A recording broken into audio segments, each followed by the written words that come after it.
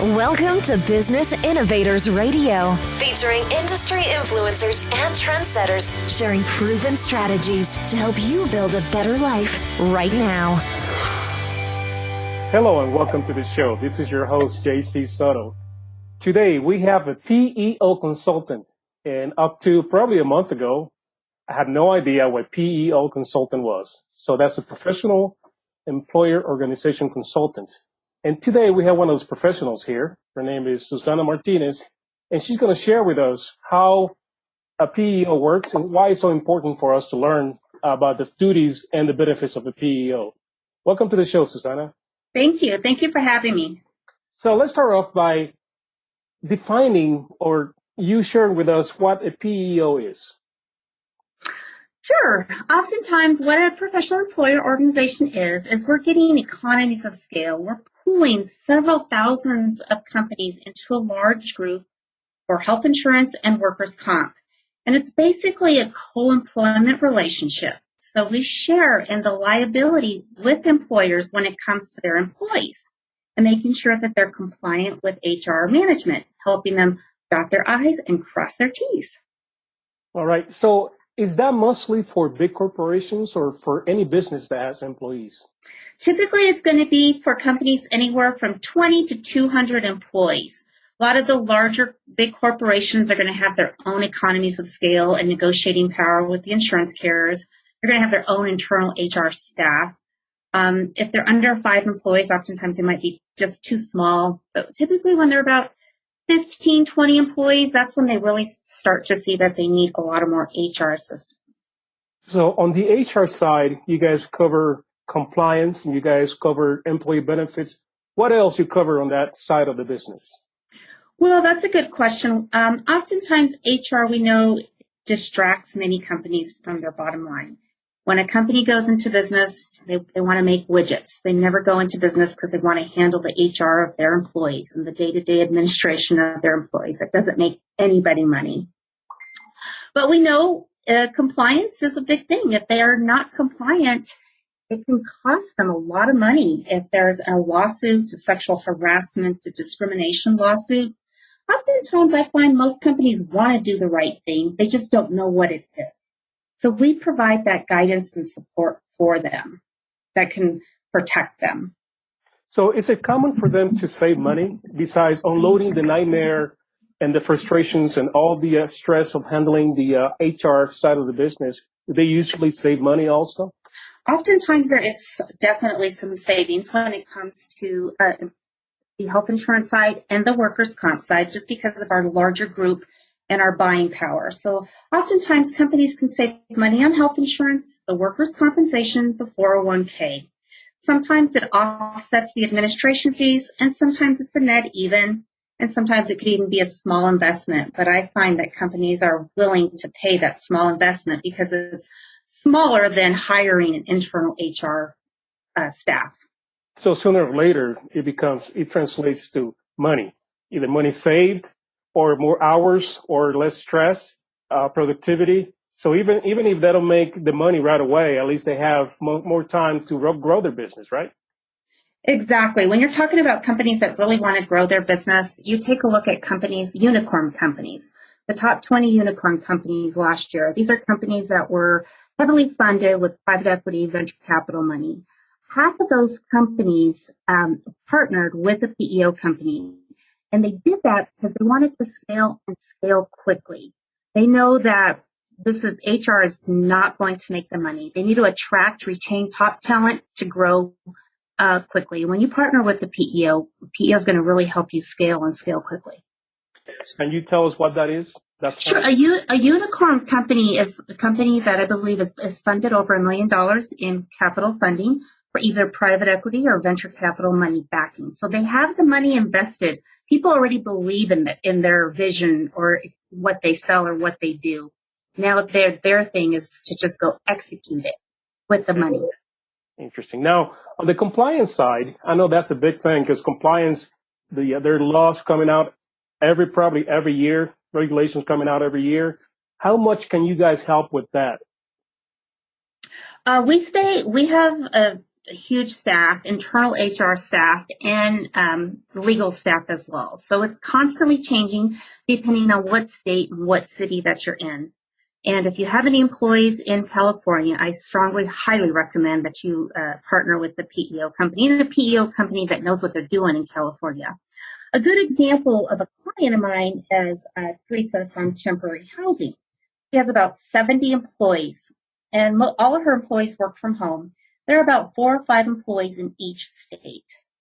So there's not very many employees in each state, but she still opens herself up to so many different HR liabilities, payroll, and she has chosen not to hire. She has somebody that does help her internally with HR, very high level, very strategic. Most of the time, they're paying these HR consultants to be very strategic in their corporation and as far as their culture.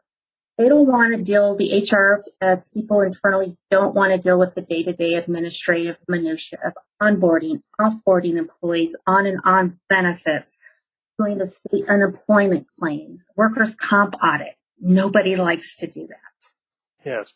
And workers' comp is probably one of the biggest headaches they have, isn't it? It could be, yeah. For the gray collar, blue collar companies, it could definitely be one of the bigger headaches. For the white collar industries, it's not as big a headache, but the audit is just never fun to do at the end of the year. Okay. And when clients come to you and they want to learn more about what you do, what kind of fears do you bring with them? What kind of misconceptions, fears, hesitations do you bring along?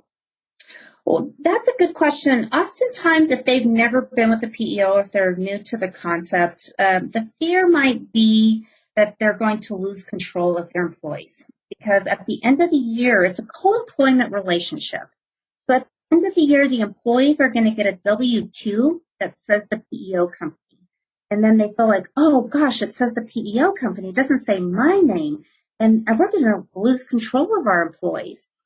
And that is not the case. A PEO company, a good PEO company, is not going to get involved in the day-to-day business of the company, how they hire, what they do. We're just there to share in the liability of employment, make sure that they're dotting their I's, crossing their T's.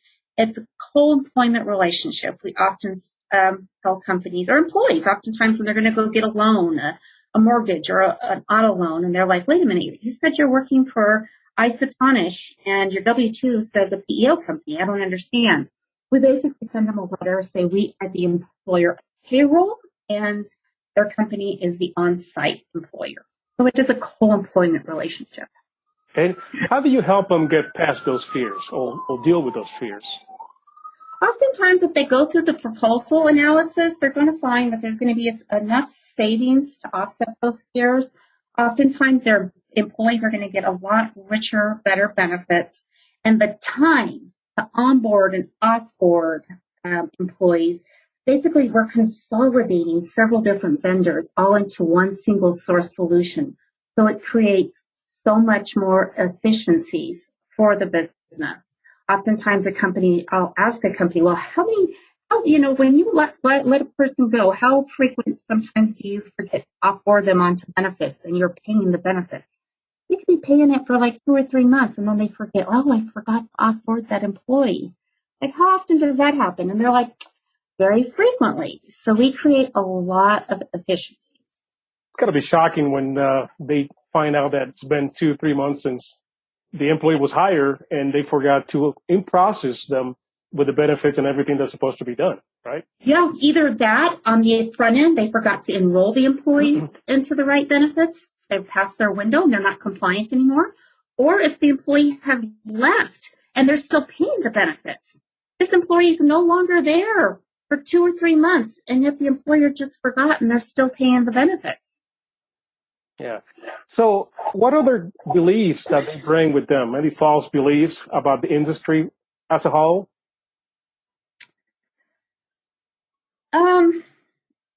Sometimes if we're working with the HR manager, director, executives, sometimes they might feel that they're going to lose their job.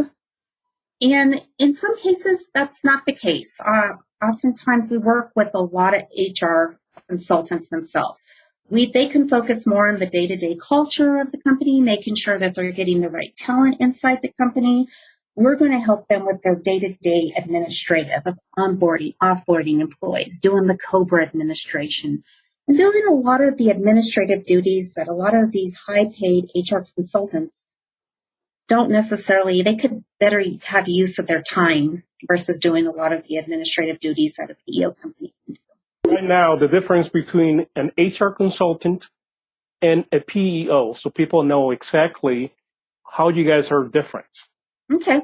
So a PEO, we're going to be a co-employment relationship. We're going to help employers oftentimes with a lot of their HR nightmares, but we're not going to be the HR down the hall. We're not going to have a time slot that we're going to be there every Wednesday and Friday in the afternoon.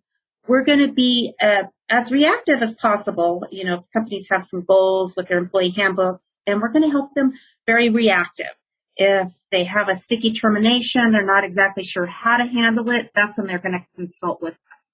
So we're going to help them a lot with reactive situations when it comes to HR. An HR consultant, oftentimes, either it's going to be their internal HR consultant or somebody else. They're going to be more dealing with. They're going to have certain days and times that they're there.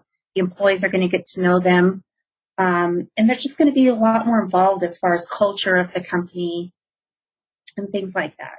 So I know that you guys provide a solution after something happens, like maybe there's a workers' comp claim that is getting sticky, or there's a compliance issue that needs fixing, something like that? Exactly. We're going to be very help companies very reactively as the situations happen. We're going to give them the third party, this is what, we're not going to tell companies what to do. You're not going to you have to do it this way. We're going to say you can do X, Y, Z, and this might happen, or you can do A, B, and C, and this might happen. But at the end of the day, it's your business. You handle it as you see fit. Yeah, and according to the laws, right? According to the regulations. According to the laws, this is what you can do, or you can do, this. There's going to be several different things that they can do. And at the end of the day, it's going to be their business. Oftentimes, a lot of PEO companies will have an EPLI policy, which is an employee practice liability insurance policy. Basically, this covers the company and the PEO. So in the event we say, okay, this is the law, you should do X, Y, Z, but this is your company, you handle it as you see fit. And they decide they just want to fire somebody on the spot. That's it. They don't want to do any documentation. And that EPLI policy is going to protect us both. It's going to be an insurance policy. If there was a wrongful termination lawsuit, it's going to be a policy that's going to kick in and protect us both. Typically, it's up to $1 million per incident. So we always recommend companies, even if you're not partnered with a PEO, it's pretty inexpensive insurance. You should look at getting it yourself. And can you give us an example of someone that you work with and you help out with anything as far as the PEO consulting goes? Sure. I can think of several clients that I've had over the years. Victoria Quintana from Isotonish. They're basically a technology firm that do a lot of staffing.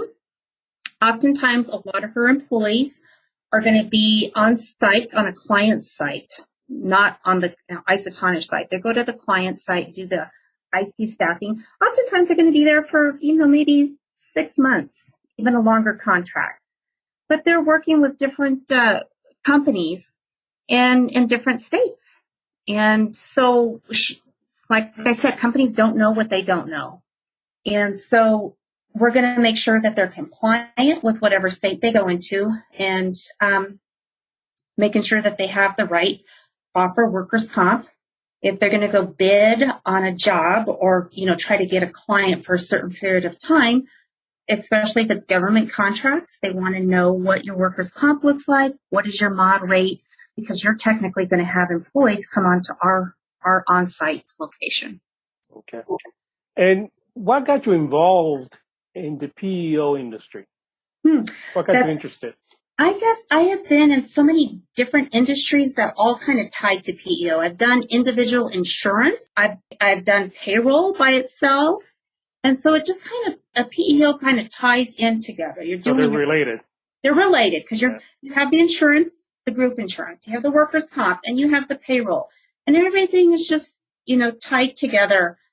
So that's kind of how I found myself in the industry. I've been in the industry for, over, can't even believe it, over 10 years.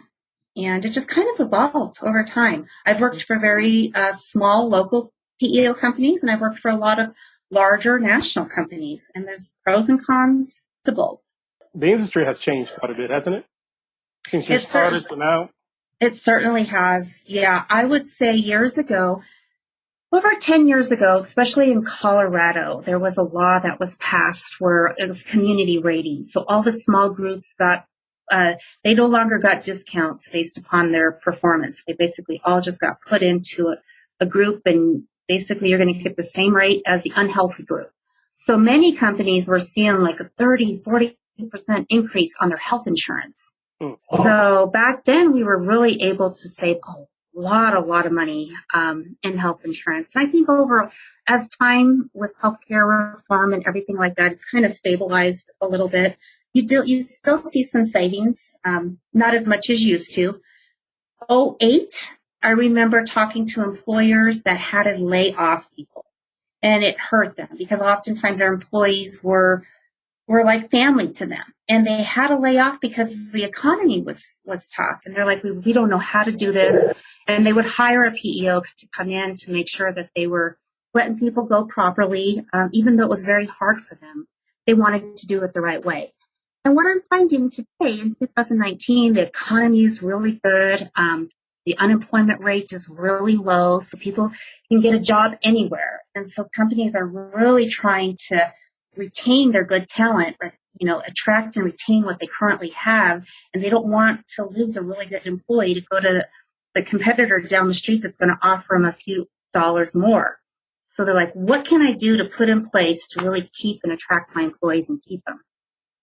With as tough as the economy is right now for employers to find good employees, how important is to have good benefits to attract them and to keep them?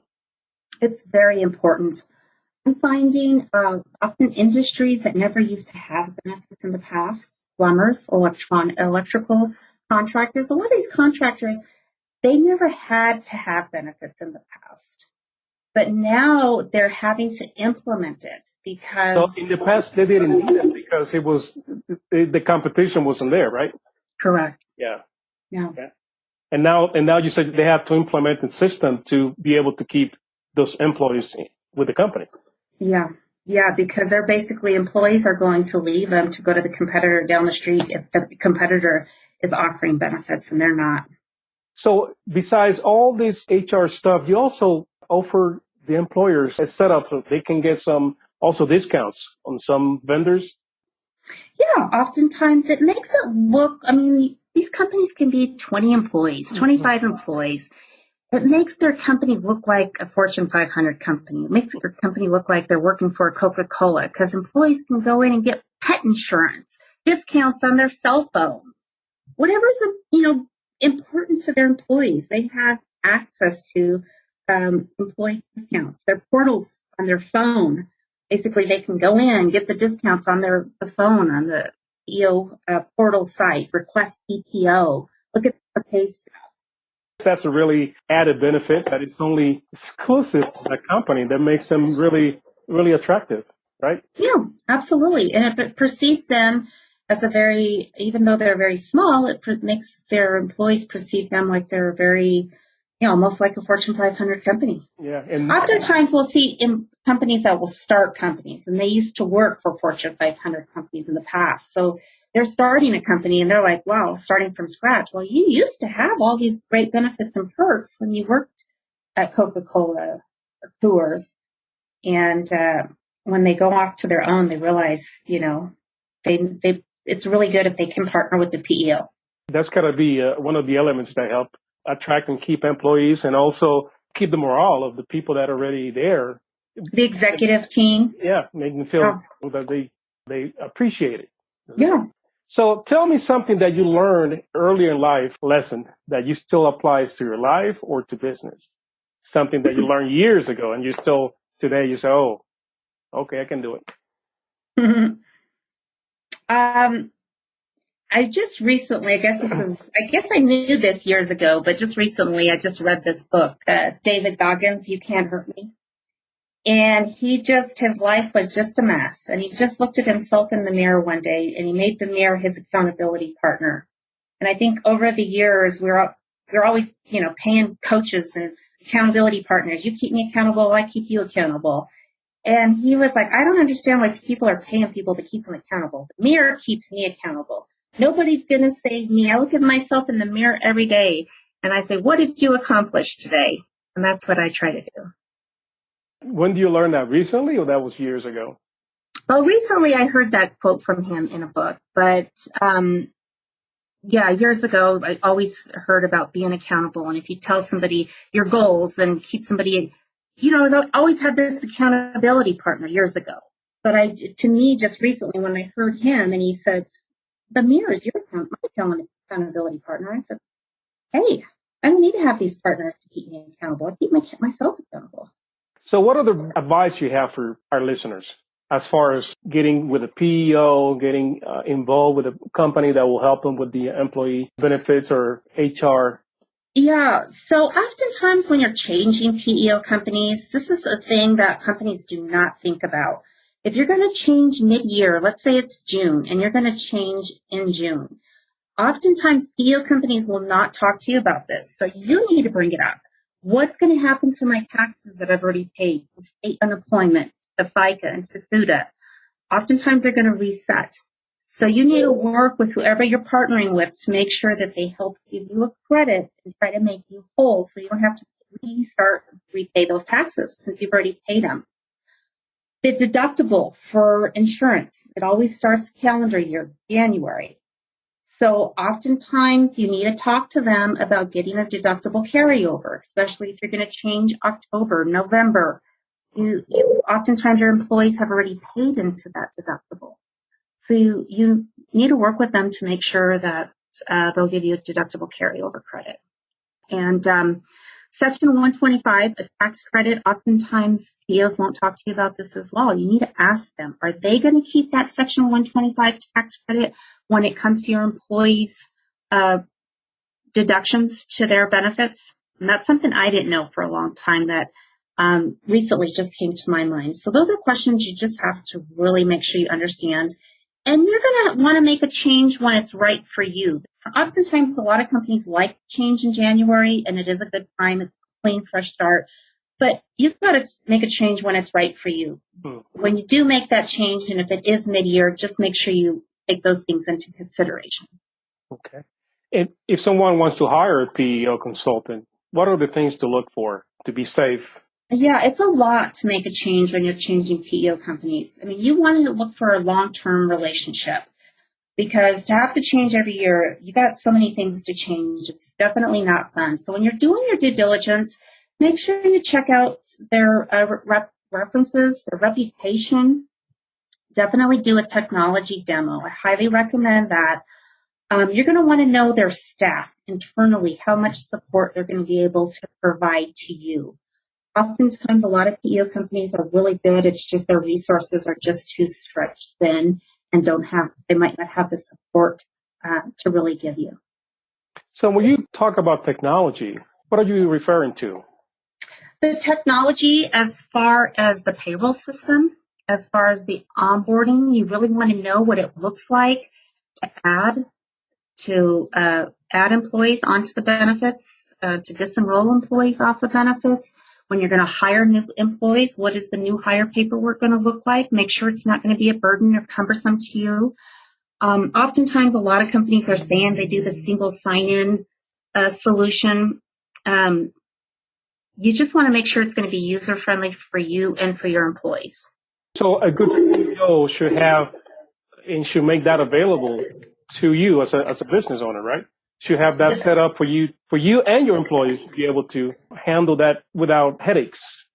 Without headaches. Yeah. That's why you want to do a demo before you, if you're going to, do your due diligence, select, two good PEOs that you think you're going to select. And then out of those two, you're going to want to make sure that you do the demo of your technology. You want to make sure that you compare the technology of the two different companies. Make sure you talk to their references. Make sure you find out their reputation. Meet the service team of both companies, and that will really help you make a determination which company is going to be best for you. If someone wants to contact you, what's the best way to do that? The best way to do that would be to visit my new website at SuzannaMartinez.com, www.SuzannaMartinez.com. And you're also on LinkedIn, right? And also on my LinkedIn. Well, Suzanna, that's been really informative. Thank you for sharing your time with us. Like I said before, up to probably a month ago, a PEO was like, what? And now I'm clear, and I can see how important that is, especially in today's economy where the competition is so tough. Any last words for our listeners? I just really wanted to talk about a case study, a good case study. Oftentimes, a lot of us know who Ring is, the doorbell Ring. They went to Shark Tank to try to get money, and they were declined. They knew they wanted to grow and grow quickly. So they partnered with a very reputable PEO company, and that's how they were able to grow and scale quickly. And recently, they just sold to Amazon, and their CEO called the CEO of their PEO company and said, thank you. Because of the partnership that we had with you, we were able to grow. And so oftentimes that's what happens when you're partnering with the PEO. You sell, you end up getting large enough where you're ready to sell. And oftentimes that's how we typically lose a lot of our clients. And good for them. They sold for a lot of money to Amazon. Yeah, that's a great example. They're everywhere nowadays. Yeah. You can't drive around the block without seeing a Ring. A Ring, exactly. Yeah, that's exactly it. So thank you for being with us here, Suzanna. And for my listeners, her contact info is going to be just below the recording. And again, Suzanna, appreciate your time.